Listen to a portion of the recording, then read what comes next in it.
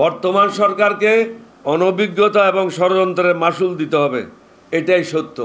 বর্তমান সরকারকে বলবো, ডক্টর মোহাম্মদ ইউনূস সাহেবকে অনুরোধ করব, আপনি আর কাল বিলম্ব না করে যেইভাবে হোক দোষরদেরকে চিহ্নিত করেন, চিহ্নিত করে তাদের তালিকা প্রস্তুত করেন। তাদেরকে বদলি করা সমাধান নয়, তাদেরকে চাকরি থেকে বরখাস্ত করেন এবং তাদের বিরুদ্ধে ইনকোয়ারি করেন।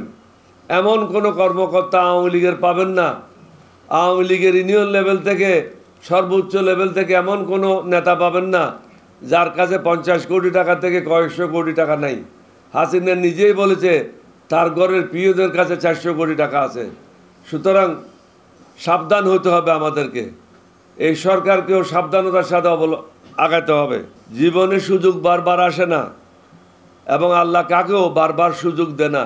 এটা একটা অপূর্ব সুযোগ এসেছে এই দেশের সম্মুখে, দেশকে নতুনভাবে গড়ে তোলার জন্য। মুরতাজে অর্ডার করে জিতে নিন গাড়ি, বাইক, আইফোন সহ কোটি টাকার পুরস্কার। অর্ডার করতে ভিজিট করুন murtaj.com।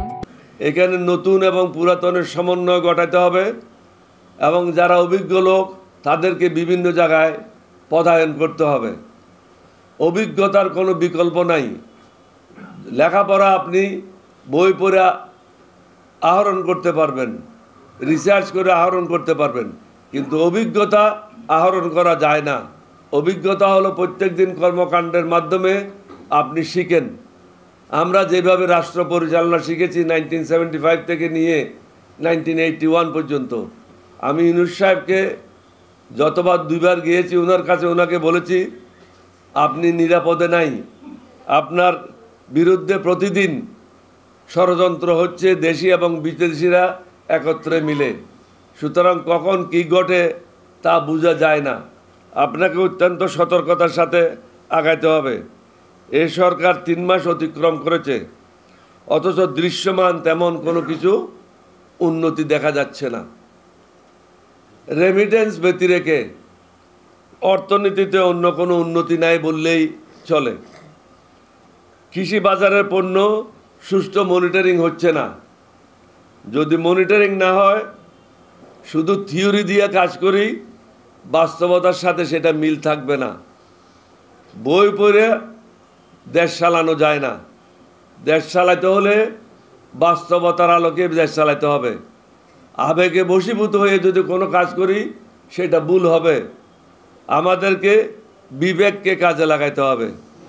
বিবেক হলো আল্লাহর দেওয়া, আবেগ হলো মানুষের নিজস্ব। সুতরাং আমাদেরকে এখনও সময় আছে, হুঁশিয়ার হতে হবে। 3 মাস খুব কম সময় না।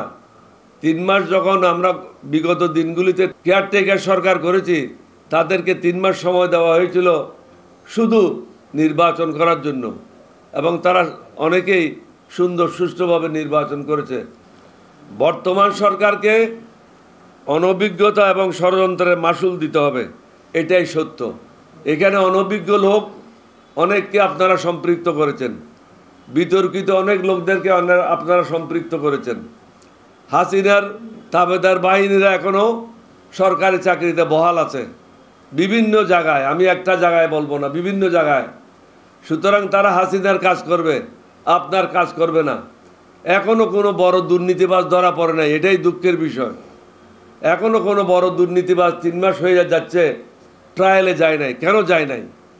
বড় বড় যে সমস্ত ব্যবসায়ীরা বলেছিল তোমার সাথে জীবনেও থাকবো, মৃত্যুর পরেও থাকবো, তাদের এখন কোথায়? তাদের সম্বন্ধে কোনো ব্যবস্থা নেওয়া হচ্ছে না কেন? এই নজরুল বলেছিল হাসিনার সরকার বারবার দরকার। এই নজরুলকে কি করেছেন আপনারা? জেলখানায় থাকলে তো হবে না, তাকে ফ্লোরে শোয়াই দেন। ফ্লোরে শোয়ে তার কাছে যে অবৈধ টাকাগুলি আছে এগুলি উদ্ধার করেন। বড় বড় ব্যবসায়ীরা যে সমস্ত অবৈধ টাকা নিয়ে বসে আছে, বড় বড় অফিসাররা যেভাবে টাকা রোজগার করেছে অবৈধভাবে, তাদেরকে আর্মি ব্যারেকে বা পুলিশের ব্যারেকে ফ্লোরে শোয়াই দেন এবং তাদের কাছ থেকে জনগণের টাকাগুলি উদ্ধার করার ব্যবস্থা নেন। তাদেরকে জেলে দিয়ে তো আমার লাভবান হব না। আমরা লাভবান হব যখন জনগণের টাকাগুলি আমরা তাদের কাছ থেকে উদ্ধার করতে পারবো।